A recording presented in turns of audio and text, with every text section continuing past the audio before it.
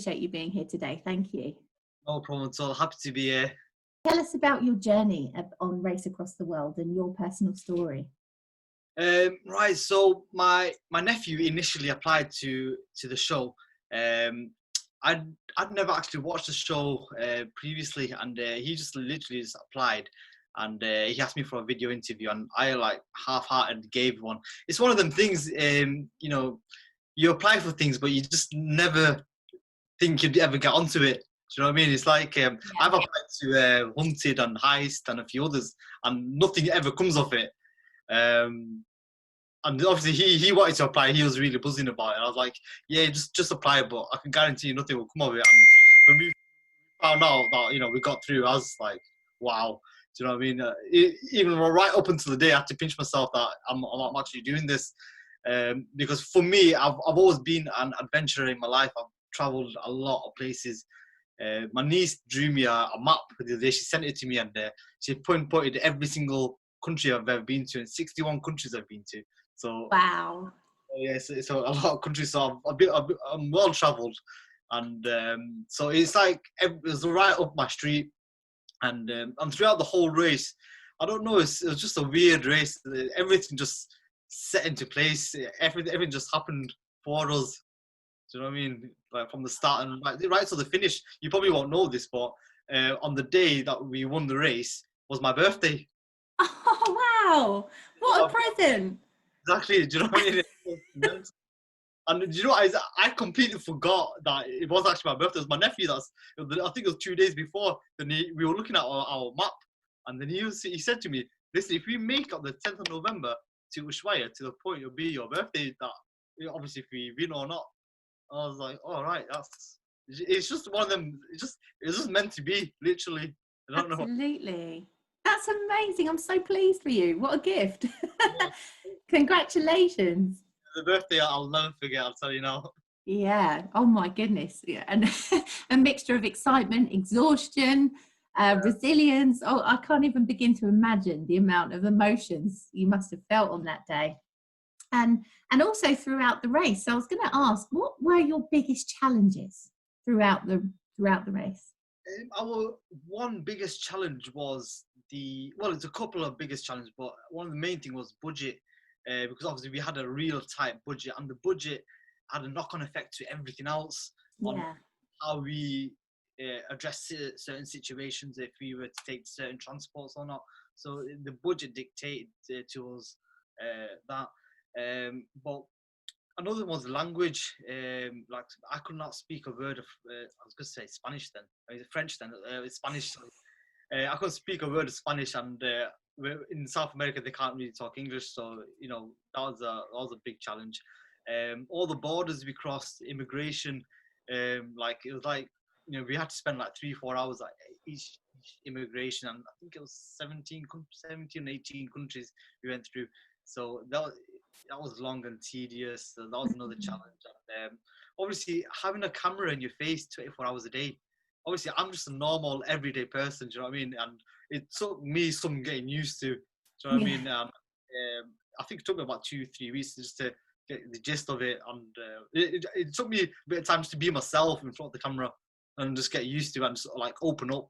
And that's what you probably realize when you watch the show, that at the start I was a bit like cagey, if you like. I won't really open it up, and then as the race went on, I started, you know, I let it all go, kind of thing. Yeah, I think you really showed a lot of heartfelt moments. It was wonderful to watch. Yeah. So coming back to your point about the language, how did you manage that then? So you can't speak a word, they can't speak a word, and you're trying to obviously communicate what you need. How did you manage that? Good old hand gestures, you know what I mean? You know what I mean? That's all it was, hand gestures, and you just sort of get the gist of it. Do you know what I mean? You just get the grasp of it and just smile and say yeah. Oh, that's brilliant. And with regard to money, I wanted to touch on that a bit more deeply, because a lot of people struggle in life if they don't have enough money, and it can be really tough. And you were on a journey that required a lot of resilience, and a lot of the time you had no idea what money you needed or what costs were going to come up.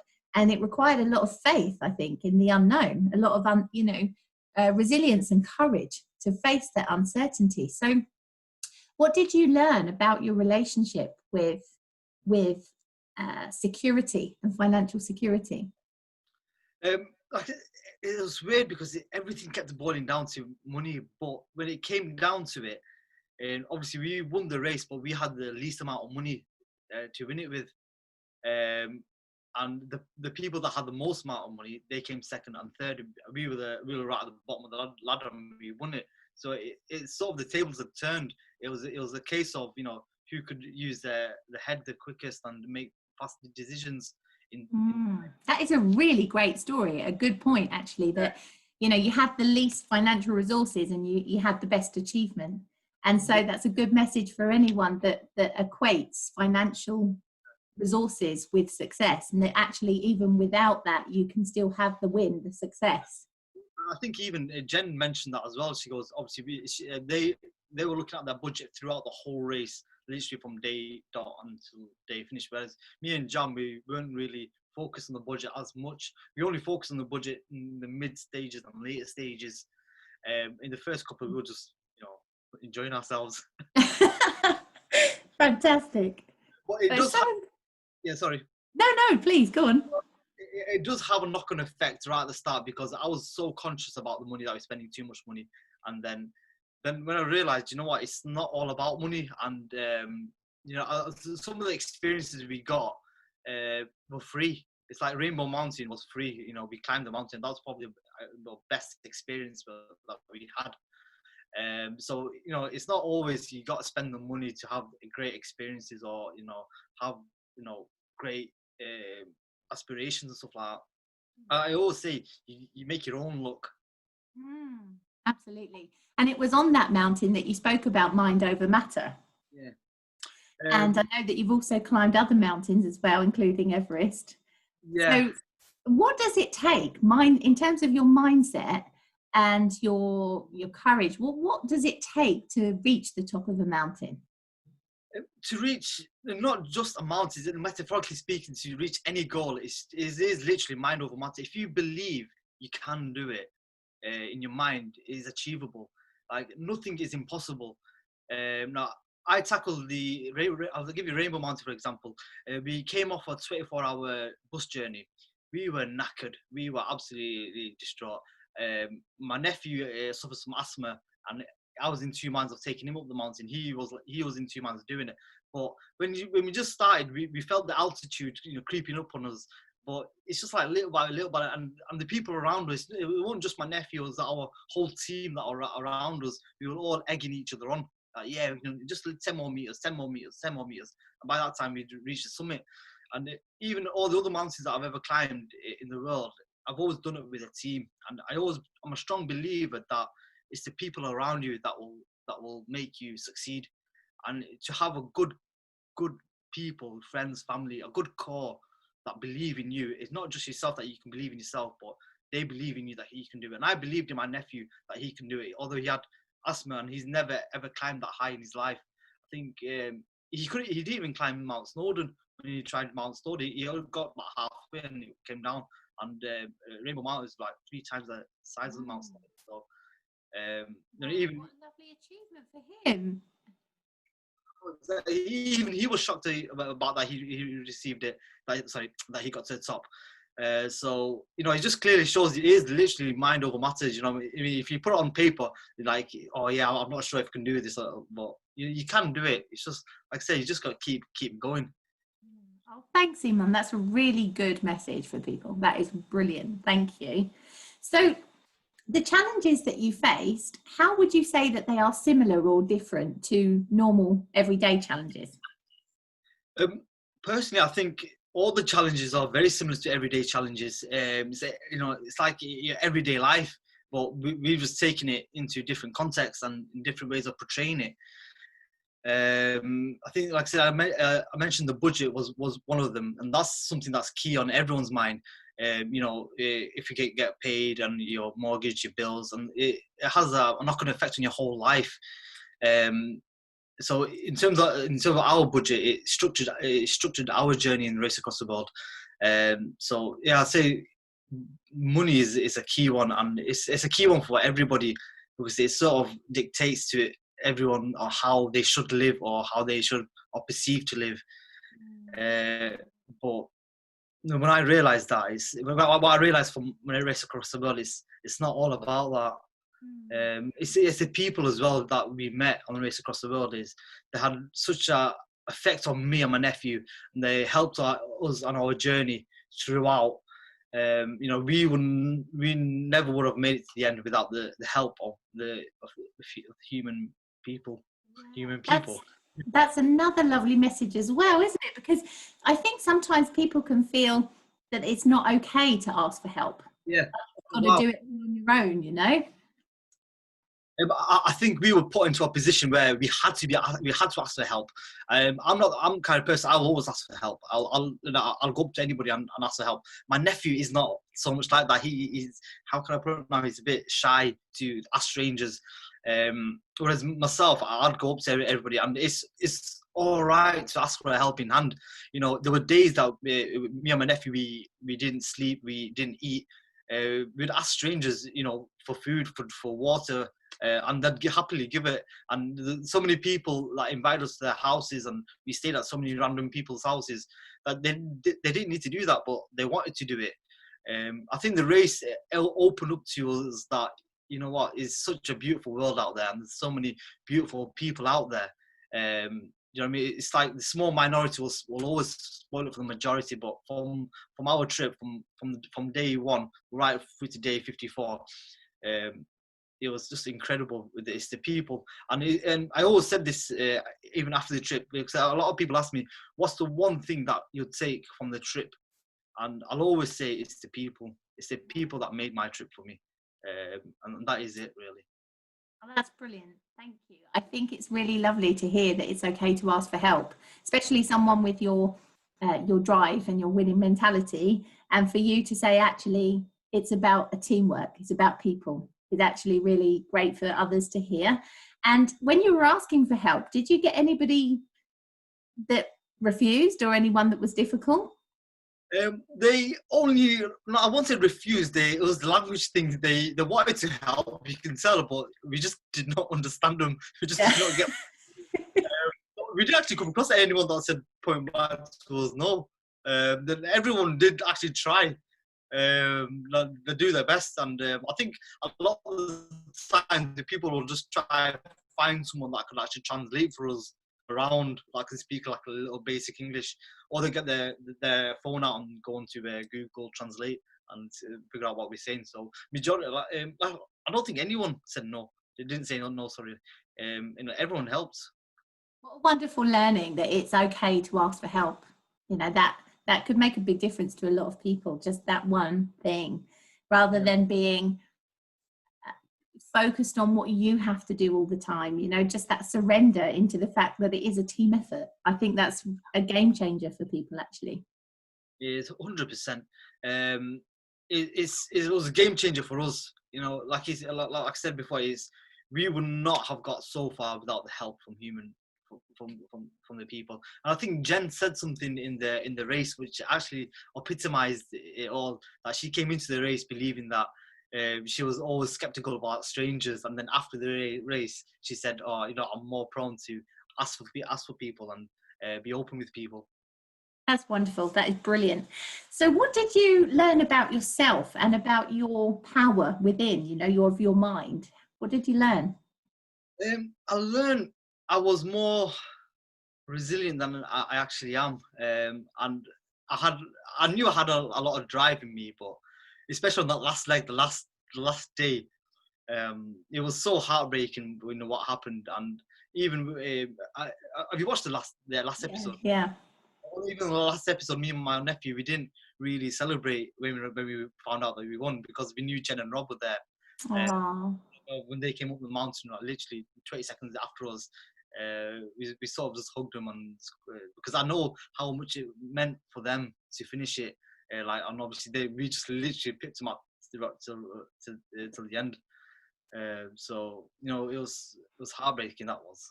Oh, so when did you allow yourself to celebrate then? Um, well, later that evening, I had a quick fist bump like this. That was about it, really. No, but to be honest with you, we didn't realize what we had achieved. It didn't really hit home up until about 3 weeks ago, actually, when basically the whole world knew. Because up until 3 weeks ago, like, it was just literally me, my nephew, and everyone that around us knew that we won. But we couldn't celebrate it. We couldn't tell it everybody. I couldn't tell all my friends and family that I'd won. And everyone was watching the show every week in, week out. And I didn't tell it. Only my wife knew that we won, and that was it. So it was a big build up, and then obviously when the final happened and everyone realized that we won, it was just that was the point when I realized we've done all right here. What we did. That's when I really celebrated, to be honest with you. Oh, so brilliant. I mean, there's so many layers to the achievement of it. It's kind of like difficult, I would imagine, to put into words, but what would you say makes it such a special achievement for you? I think, like I said, it's the people that made it special, and also another thing is it was the people that are around us. The crew that came with us, because obviously me and Jam were on the camera, but it took a lot of people around it to make that happen. We climbed Rainbow Mountain, they climbed Rainbow Mountain with all their tackle, with everything that they had, all the cameras. So it was so hard for them. And all the journeys that we went on, the 24 hours, 36 hours bush journeys, they did that as well with all their equipment and everything. You know what I mean? So, and we became a really close knit family. Even now, like we message each other, and we constantly stay in touch with each other.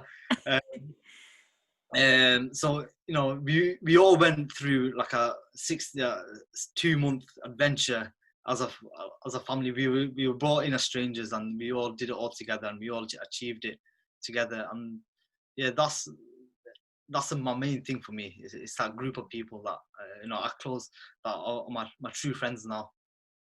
Oh wow, that's wonderful. Brilliant. So to everyone who wants to achieve their own win, or to achieve a personal goal that feels really difficult at first, what advice would you give for them to get the best out of themselves? I would always say believe in yourself, even if in my day-to-day life, in my business that I run. Just believe in yourself. Everything is achievable. Don't take no for an answer, because there is no such word as no. That is what my dad always taught me when I was a young lad. He'd always say, strive to be the best, and just make sure you look after the people around you. And that's what I tend to do all the time, even like in my business. The people that are around me, even like we're all one big family here. Like if anything happens, it happens to all of us. So yeah, I'll say remember the people around you, and literally believe in yourself. Like I said, it's just believe in yourself. It is achievable. Excellent, thank you. So what was your biggest emotional moment? That's on, because you're sharing a lot with us, and I'm really grateful for that. And I would imagine that there were such deep emotions on the journey. What was the most emotional part of the journey for you? There was a couple of emotional parts, actually. The one that sticks out, well, there's a couple that stick out. In fact, there's quite a few now, come to think about it. I'll say a few of them. It was the relationship that I had with my nephew. As you guys probably know, I was away from my family for 10 years. And so this trip was a trip to get to know my nephew a bit better. And it turned out it wasn't a trip to get to know my nephew, it was a trip to get to know my family that I'd missed out on in 10 years. Because he filled me in with so much stuff, and there's so many birthdays, anniversaries, Christmas, everything. I missed so much, and he was just filling me in bit by bit. And even the times when he said, I think he mentioned like I missed the birth of one of my nieces, and he was saying like how amazing it was, and I just felt so bad because I've missed so much of my family life, and that's because obviously the decision that I chose 12 years ago. So just get to know my nephew and stuff like that, and the emotions that brought, because obviously I'm still a family oriented guy, but I've literally lived by myself for the last 12 years, so I've just been isolated. So yeah, that was one of them. Another one was emotionally was the last day. When we went past Rob and Jen, it was heartbreaking. Especially when we went past them and we heard Jen scream that she said she couldn't do it. That really killed us. Both me and Jam, it really touched us. We at every checkpoint, Jen and Rob and me and Jam, we were always together.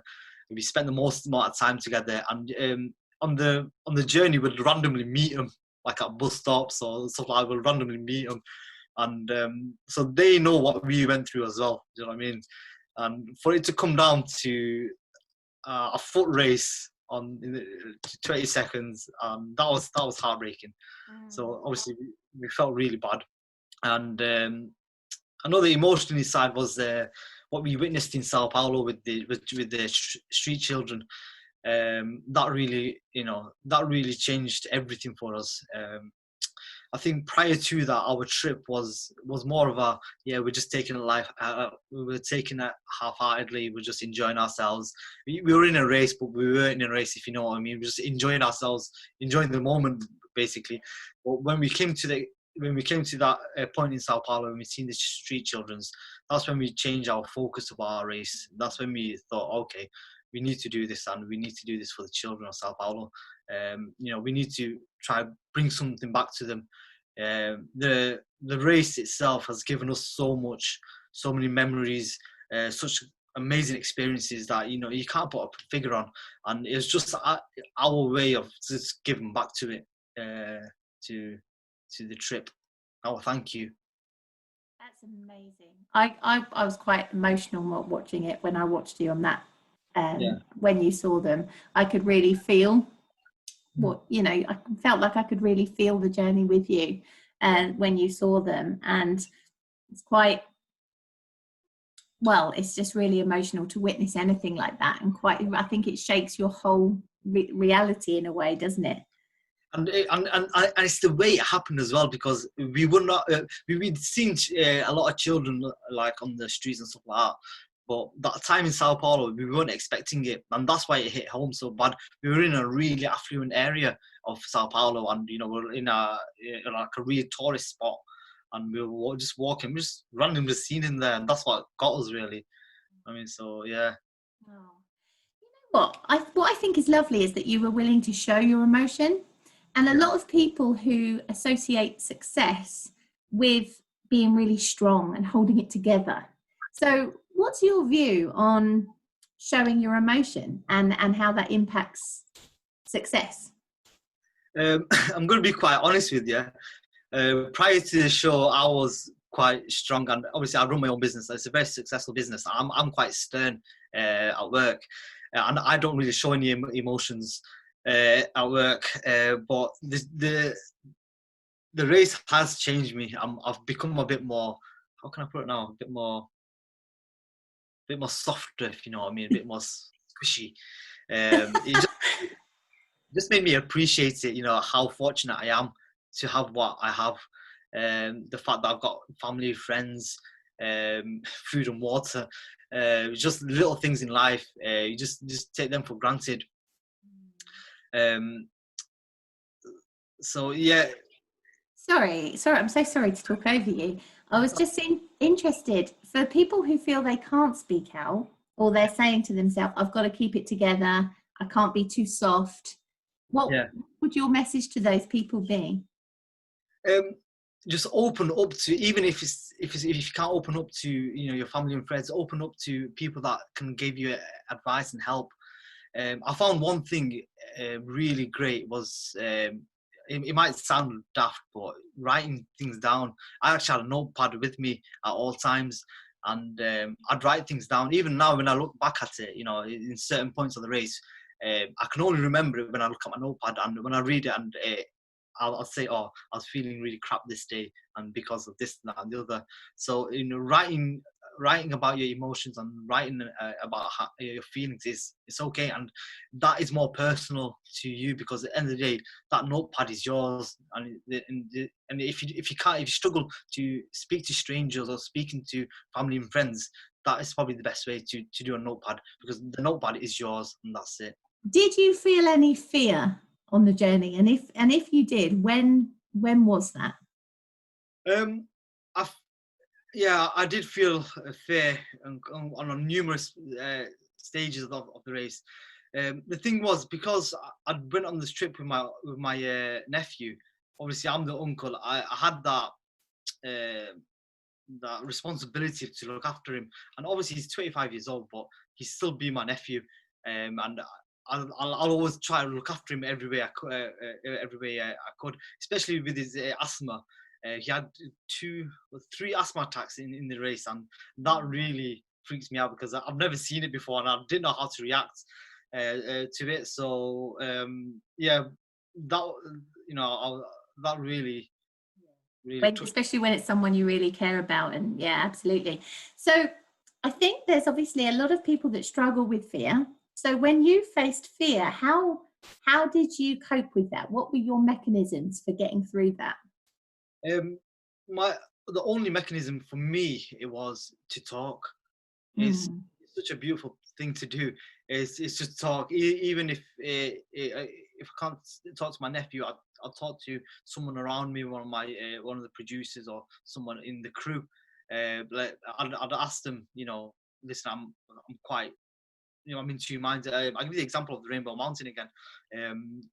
The main reason for us not to climb it was the fact that my nephew had asthma, and then so I was a bit fearful for his safety.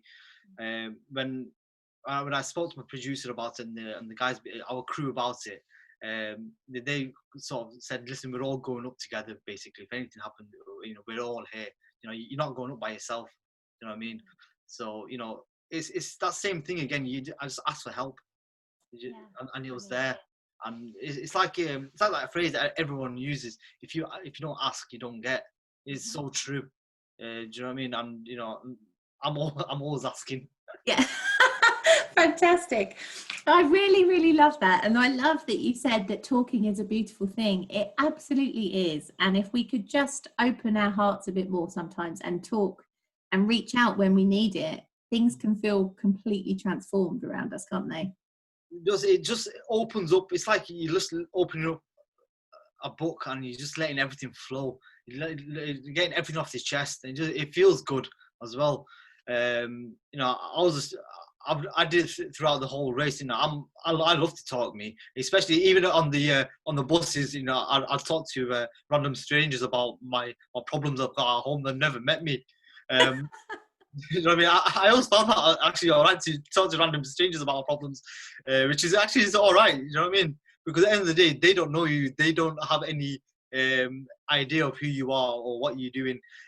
So they can't really form a stereotype of yourself, because they have no knowledge of you. So even like Brilliant. talking to strangers is fantastic. You know what I mean? So next time you go onto a bus, just go up to someone and start talking. That is brilliant. What have you got to lose? Do you know what I mean? Yes, exactly. The chance of you seeing that person again is very slim. Do you know what I mean? I love that. That's fantastic. Thank you. So we've touched a bit on mental resilience today. What would you say are the top tips that you would give to others to find mental resilience when they need it? The top tips I can give is it's the people around you. Try, even if it's your friends or family, try seeking help, because there is no harm in asking for help. You know what I mean? I myself, like I said, I ask for help all the time. Even like I've built what I've built in my business and in my home life and on the race, but I still ask my mum and dad for certain things. I'll still ask for advice. I'd go to my sisters, my brothers. I'll ask the whole world literally if I could. because it's a beautiful thing to do. And another thing is you get other people involved as well, and it's like that phrase, a problem shared is a problem halved. thank you very much. Shared is half is so true. Do you know what I mean? And if you can just half your problem to somebody else, then it just makes you feel better. Oh, that's beautiful. Thank you. So, apart from people, was there anything else that really got you through, like the toughest moments? Was there anything else that you would say was like a light bulb or a certain relief that got you through it? It's I think on every not checkpoint, sorry, on the legs. So basically, we had checkpoints in between. So we knew at the end of like 5 days, there's going to be a nice hotel. There's going to be a nice bed. It's going to be food for us. So that's something else that got us through it, because knowing that there is light at the end of the tunnel, literally. Yes. We're striving for the checkpoint, because we're racing to the checkpoints. There's 4 or 5 teams racing to the checkpoint. So because we knew that was there, and we would get really looked after. We didn't mind, not eating and sleeping on the buses, sleeping rough, not showering, just doing what you need to do just to get to the checkpoint. So that was a key one for us. And also back at home as well, because obviously I'd left my wife behind, and the longest I'd spent away from my wife was 2 days prior to this trip. So not talking to her, not seeing her for 2 months was hard for me. And knowing that at the end of this race, I'd get to go home to my wife, and that was one of the main things for me as well, because I knew I would go home no matter what, and she'll be waiting for me. And yeah, that's what it was. That's beautiful. Thank you. So what would you say? I'm just thinking about overall, it sounds like you had a big journey. What would you say your life lessons were from the whole trip? My life, well, from the start of the trip until the end of the trip, the time in between, I learned a lot about my life, and what I can take from the race to better my life. I think the one thing that will always get to me is the fact that I've learned to be a bit more humble. I've learned to accept what I've got, and obviously in business I'm always striving for the next ladder, and just climbing up. But being at that ladder, it's okay to be there. Do you know what I mean? I'm happy. I'm there, and that's what it is. I'm a lot more content with my life and what I've got around me, and that's what it was really. And that's the main thing I've taken from the trip as well. That it needed that trip to open my eyes that I don't need to work 16-hour days. I don't need to make so much money. At the end of the day, I can't even spend it if I'm working all the time. So yeah, it's just happy to be here. Basically, I'm in a really fortunate position. Yeah, I live in the UK. I've got family, amazing family and friends around me. I'm one lucky guy. That's beautiful. I think your humility was so evident throughout the whole show, if I may say, and it's a really amazing thing to have appreciation for the simple things in life. Yeah, definitely. And I think that can be a game changer for people as well. So thank you for sharing that. So what are your future plans? I've got a lot of future plans, to be honest with you. So obviously we won the race across the world with my nephew, and after we won, we decided to donate half the money towards charity, especially there's charity in Sao Paulo and in Brazil to help street children. The trip itself, the experiences we had, the people that we met, no amount of money could you put. Yeah, no, there won't be a figure that I can't put a price on it. I just can't put a price on that experience, and that's what it is. The money that we won was insignificant, to be honest with you. It was just a drop in the ocean for the experience that we had. I just felt the money could go such a long way in in a third world country, and that's what I'm hoping to do. So basically, before the coronavirus, our plan was to actually go to Brazil straight after the show within the first 2-3 weeks. So I should be there right now, to be honest with you. But because of everything that's going on, we've had to put everything on stop. So I'm talking to a few organisations over there that they're going to help me distribute money around Sao Paulo, and not just the winnings that we won from race across the world, but a lot of my friends and family have joined me and said, listen, if you're going to go and you're going to look at doing projects with different orphanages and helping children, then we'd like to help you as well. So I've had a lot of donations like that as well. So I'm planning to go to hopefully Brazil in August time now. Or touch wood, depending on everything what happens. So August, September time, that's I'm planning to go over and do a bit more charity work. Not just in Brazil, but in Bangladesh as well, and India. I just feel like I have a lot more to give, and yeah, it's such a beautiful world out there. You just got to explore it. That is fantastic.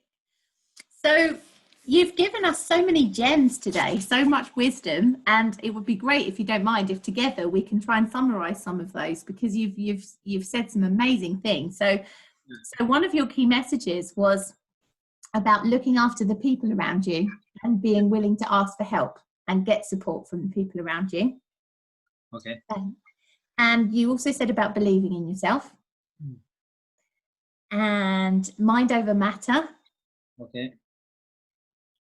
And I believe you also said that you can have the least money and you can still have the greatest success. Yeah. Amazing. And I know that you've told me some more. So what were the other kind of core life messages that you would want to share with people? Yeah. I remember. I think for me, writing in a book is actually really good. If you can't ask for help from individuals or from your friends and family, or ringing up advice centres, then write your feelings in a book, in a notepad. I do it a lot. I do it all the time now. I just feel like, because that book is me, and I'm not telling it to anybody else. It's just me. And when I look back at that book, it's me again. You know what I mean? And yeah, so that'd be a key one. If you can't, right. Okay, fantastic. And I didn't ask you, but I really wanted you to. How did it change you as a businessman, as an entrepreneur? What has it changed you in that context? Before the trip, I've always been I've been in business for the last 15, 20 years. Since I've come back from the trip, I'm not chasing the dream as much as I was before. I'm not working stupid hours. At 5 o'clock or 6 o'clock, I'd go home to my wife, and that'd be it. I'd switch off, and I've learned how to switch off from my work life. That the trip has made me do that as well. It's made me realize, it's not all about making money and bettering yourself. Because at the end of the day, you don't know what's around the corner. You need to say to yourself, have I lived my life to the fullest? You shouldn't have any regrets in everything that you've done.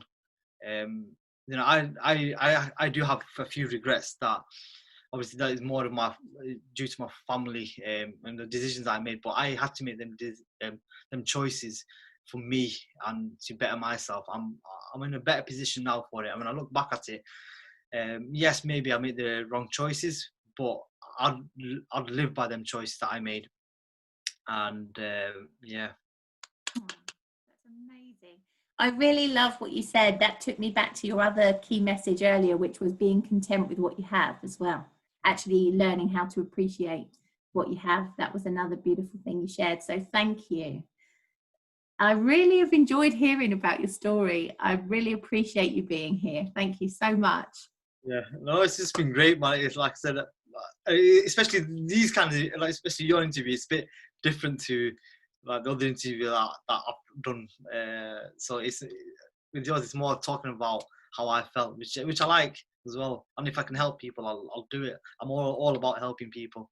Do you know what I mean? I can see that, and it comes through really clearly in your work with charity as well. And as a professional that specializes in personal development, I can say that the key things you've spoken about today, they really can transform people's lives.